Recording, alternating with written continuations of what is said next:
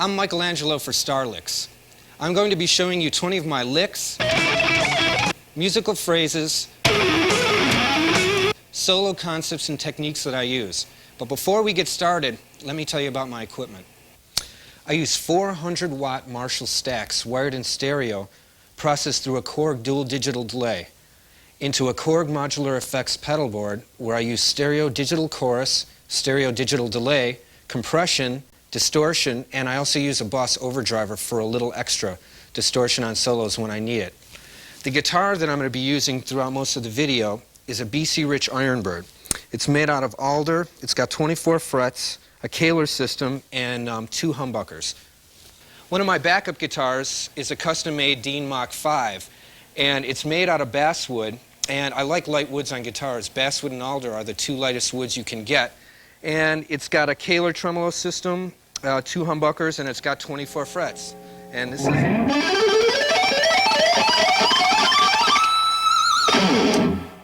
As you can see, this guitar is pretty beat up, and it's pretty beat up because of doing things on stage like this.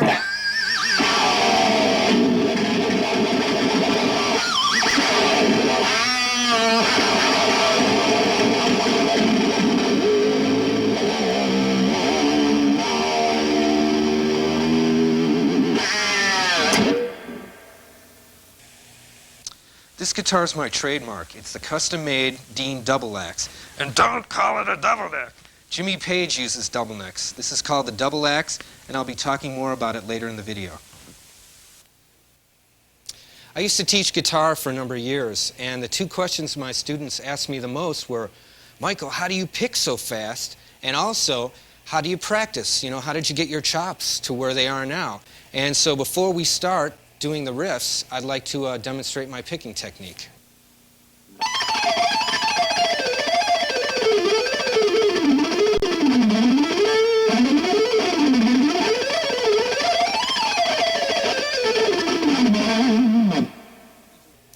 When I used to get a student for the first time, and it was his first lesson, I used to ask him the very first thing when he walked in, and because I had a lot of hot young guitar players that wanted to take lessons from me, I'd go, well, impress me, blow me away. I want to see your best riffs. And usually guitar players have their 1 or 2 intimidation riffs that they've practiced for hours, and then after that it's all over. They've blown their wad. And what I used to do is after I heard those couple, then I'd ask him again. I'd go, well, now I want you to play as fast as you can, but I don't want to hear anything that you've done before. And so they'd start playing, and I'd cut them off, and then I'd go, well, now I want you to play that lick slow. And they'd go, well, wait a second, man, I can't play it slow. I mean, you know, I'm just playing. It's spontaneous. It just happens. And what I try to tell my students, and this is one thing you can get from learning these licks, is the moral of the story is to be fast, you have to practice slow, because most people, they think to play fast, you have to practice fast. And what happens is that you practice all these licks and you don't know what the heck you're playing. And so what I did is I made them see the licks they played fast and slow it down, and when they play it slow, then you really concentrate on what you're doing with your left hand, your right hand. That's when you can get your speed down. So the moral of it is, the moral of the story is to play fast, you have to learn how to play slow. The way I pick is I position my 3 fingers on the body of the guitar between the pickups, and my hand actually glides over the top. It's almost like a phonograph needle playing on a record. Also, I use Dunlap Jazz 3 picks. They're the hardest picks that I've found, and they're the most pointed, and they're the hardest things I've found next to a rock. And other guitar picks that I've used literally started melting in my hand. I started bending around my thumb. So for my style of picking, and I think for good guitar picking, that you need a heavy pointed pick, like a Dunlap Jazz 3. Okay, there's a common denominator between guitar players who can pick fast and guitar players who can't. And all that it is, and it doesn't matter if you hold your pick like I do, if you cup it like this and rest it on the bridge, if you hold it with 2 fingers, what angle you put it, put it on the strings. All that matters is if you don't move the joints in your index finger and your thumb. In other words, if you keep it rigid, you can pick fast. The guys who can't pick fast flick their thumb. They play like this, and how fast can you flick your thumb? You can't do it. And so the common denominator, if you want to play warp speed instead of impulse power, is you have to keep your fingers rigid. And what I did to test my students and just to get a good idea is I had people play a tremolo. And what you do is you start a tremolo like this. And you notice the way you're picking. Your fingers are very rigid, and then you slow it down. And now what most people tend to do is when they're playing fast and they slow it down, they change their picking style, and that's when they get into this. And the way to become a fast picker is to play and look at, when you're playing like this, I call it the PPS, the potential picking speed, and to be able to slow it down so when you're playing slow, it's the same motion, so it's very fluid.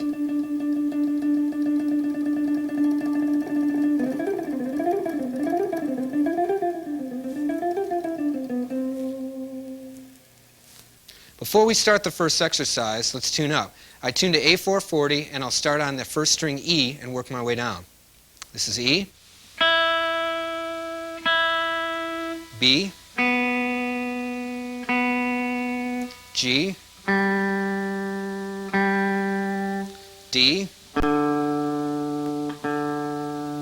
A, and E.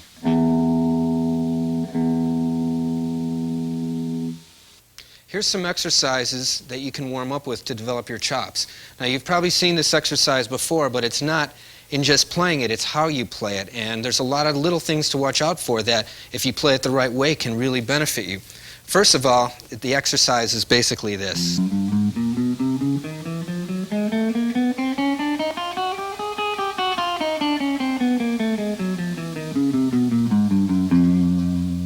Now, if you'll notice, what I do with my left hand, and this is good left-handed technique, is you keep your thumb behind the neck and perpendicular to the guitar. And you make sure that this area here, that there's a little daylight. And when you first put your fingers on the strings, what you do is this. When you start this exercise, you put all 4 fingers on the frets. And then take a look at your hand. This is good fret positioning. This is good left-handed technique. Now, everybody's hand is different. You know, some are bigger, some are smaller. But when you put your hand like this, that is the best possible positioning that your particular style and your particular hand can do. And when you play the exercise, as far as your right hand, again, make sure your fingers do not move, you know, that you don't do the flick of the thumb technique, and then you rip through the exercise. Now, also, when you play this, pretend there's an imaginary line over the frets, because everybody's fingers have a tendency to move that way. And what you want to do is make sure that you keep your fingers as close to the strings as possible. And that way, you have to make sure that you don't move a lot. And what I call it is think lazy. You know, the lazier, the less you move, the better. And I used to call it economy of motion, because the less you move, the faster you can play and the better you can do it. So it sounds like this.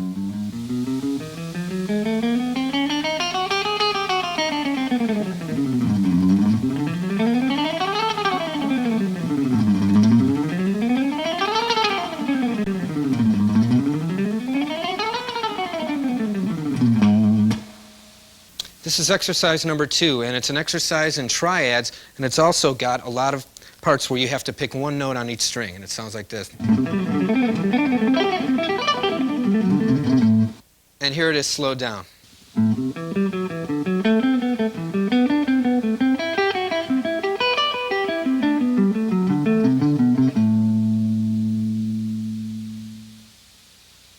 This is exercise number 3.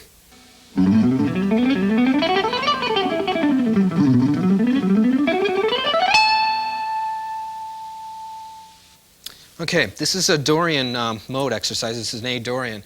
When you have 4-finger positionings, you can only get 5 positions on a guitar. So what this does, it's a good exercise for your left hand in that you're changing positions, and your right hand in that you have to keep up with it. And so let me play it slow for you, and it sounds like this.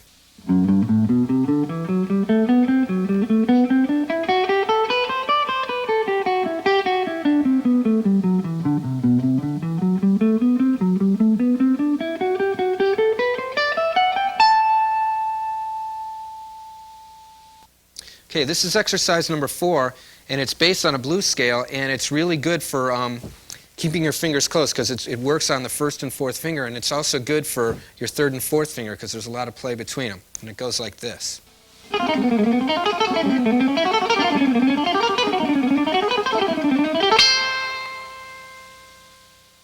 And this is exercise 4 slow.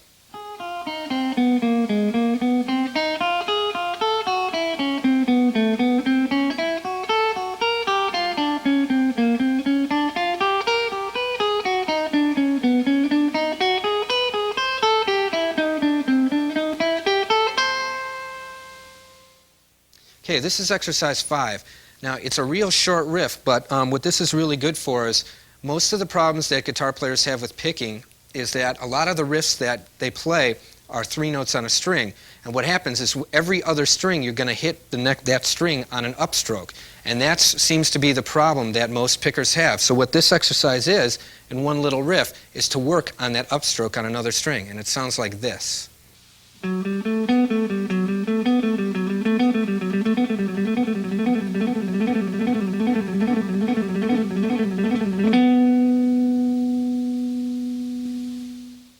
So why don't you open up your Starlicks booklet and we'll get started with riff number 1.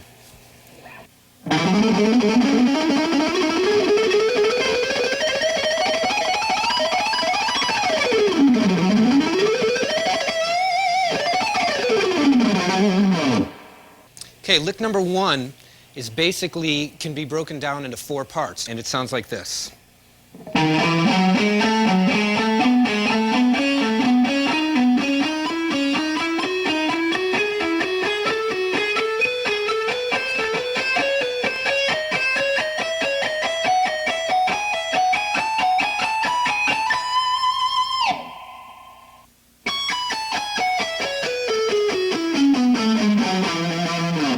That's the second part of the riff. The third part of the riff sounds like this.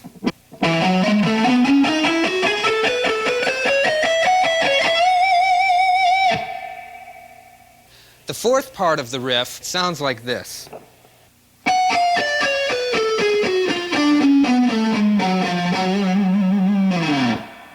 This is lick number 2.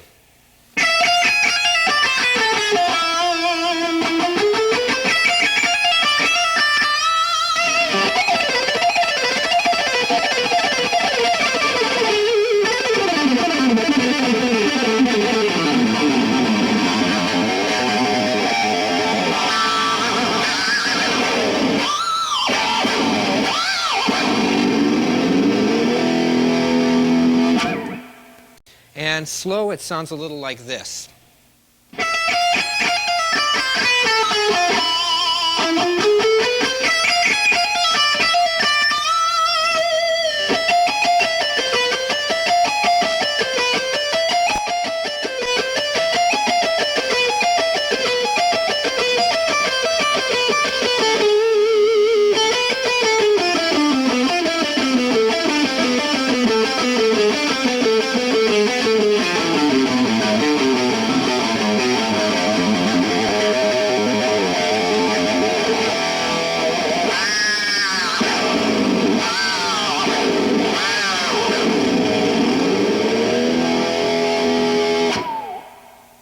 This is lick number 3.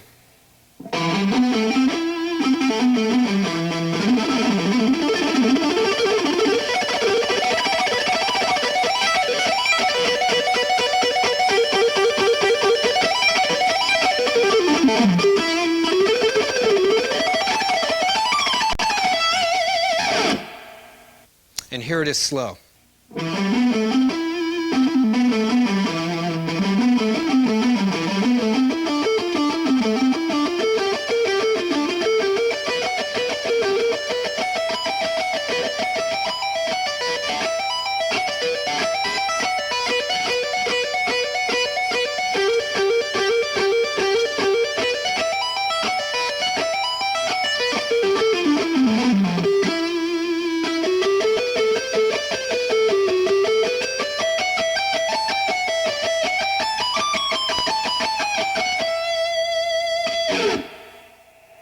Okay, there's no question that these first 3 licks are pretty hard and they're going to take a lot of effort to get down.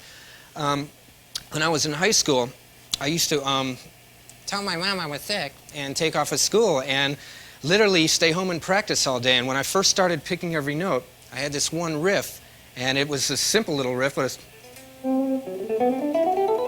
and I practiced it for 12 hours. And at the end of the day, I still didn't have it down. And I'd play it once and I'd have it down. Then the next time I'd play it, I didn't have it. And when I finally, I don't know what happened, it just hit me. I watched myself play the riff twice. I played it fast, and I realized that I did 2 down picks in a row. And it's like, fast picking is like running. You don't run with 2 left steps or 2 right steps. You alternate. And so when I finally realized and it goes back to what I'm saying about playing quick and not understanding. When I finally understood what I did, and I could play it, and I never had a problem since. So when you're going over these licks, if you start it off and you follow the picking examples that we'll be writing, that you see in the booklet, and you go over them slowly and get it down, it'll actually take a lot less time. Okay, now let's start lick 4.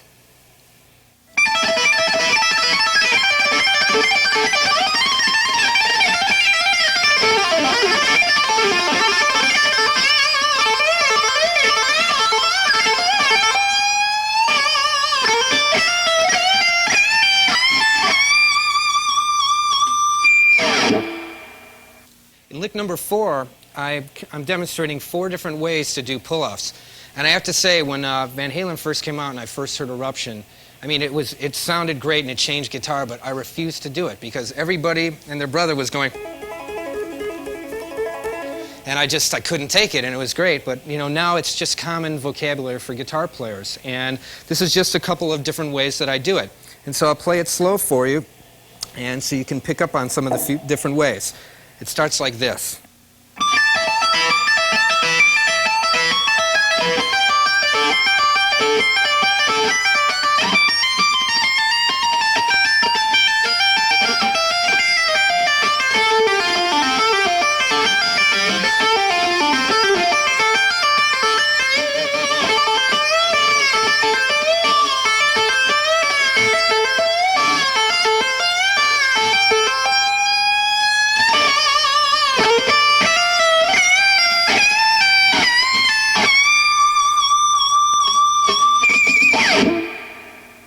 This is lick number 5.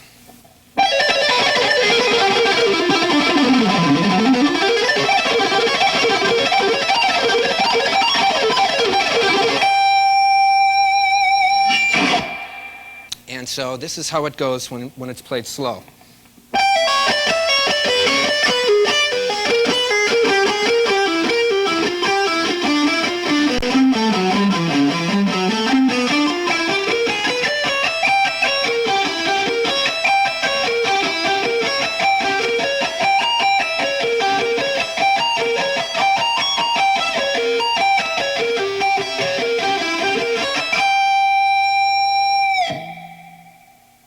This is lick number 6.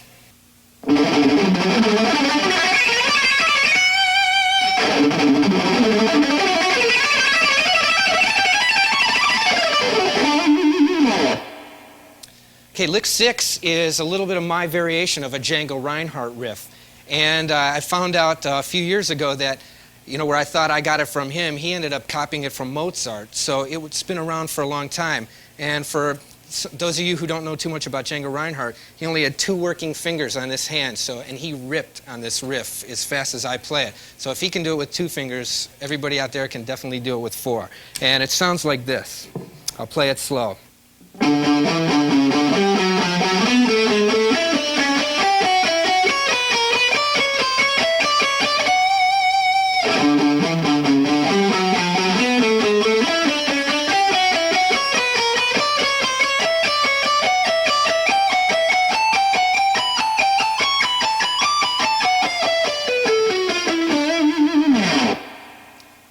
So now on to lick 7.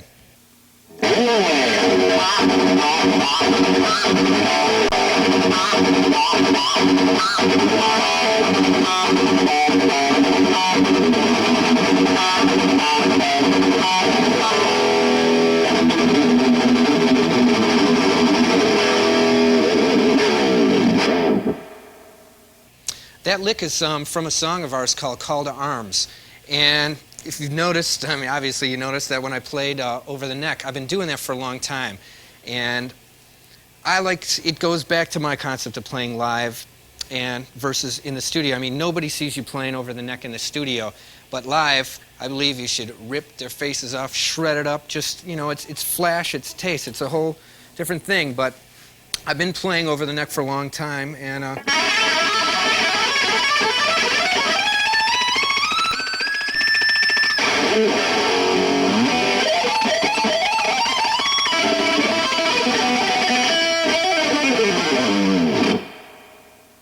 Okay, now getting back to the lick, I'm going to play it slow and I'm going to show you or demonstrate how I play over the neck.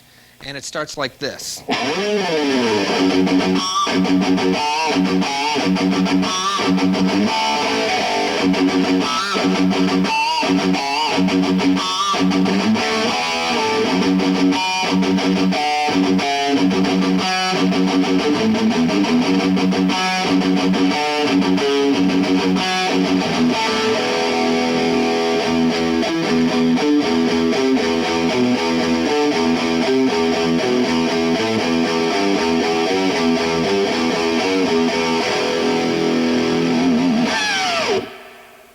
Lick number 8 is from a song called Lovin' on Time off the Holland album, and it goes like this.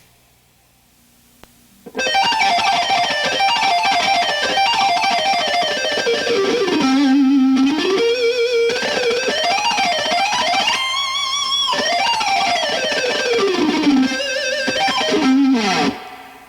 I'll play it slow and let you hear it.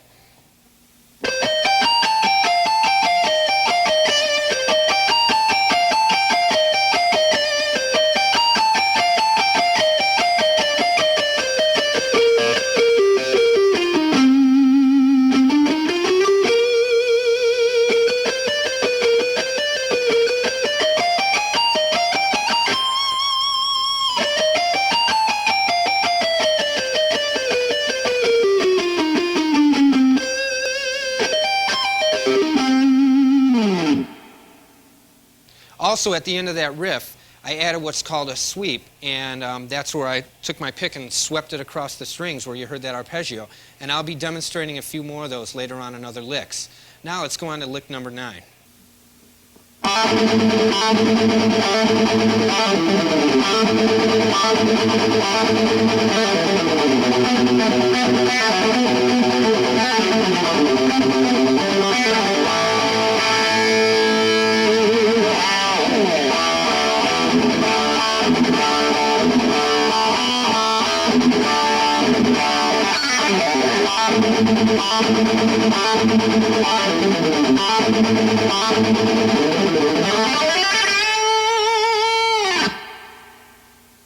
Okay, this is another lick from the Holland album. It's a song called Wake Up the Neighborhood, and that is part of the rhythm track to it. It's a, you know, the double bass standard like metal feel. What I like to do when I play rhythm on things like that is I like to add a lot of fills, like, you know, when I'm playing like a...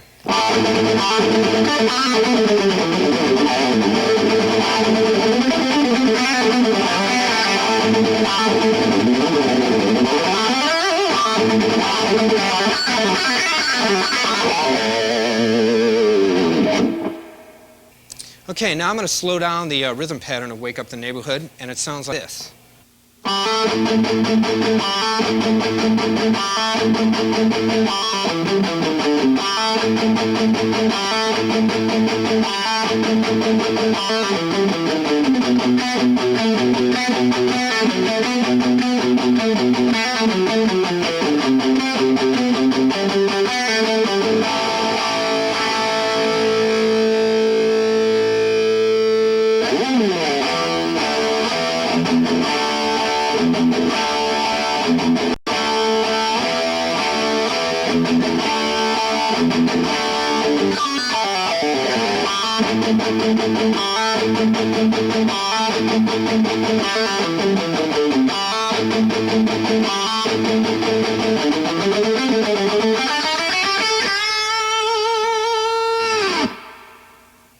This is lick number 10.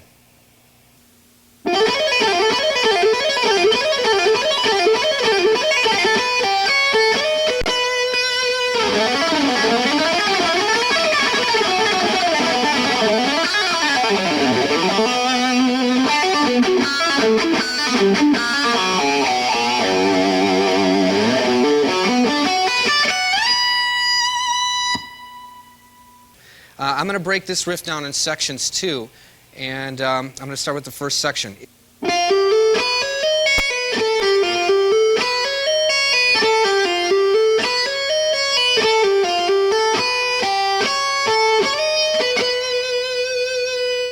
Okay, the next section is, again, using chromatics, and I'm also mixing with the blues scale. And at the end of it, I'm doing pull-offs. And the first part of it is in a closed position here, and then I open it up with a 5-fret spread. And slow, it sounds like this.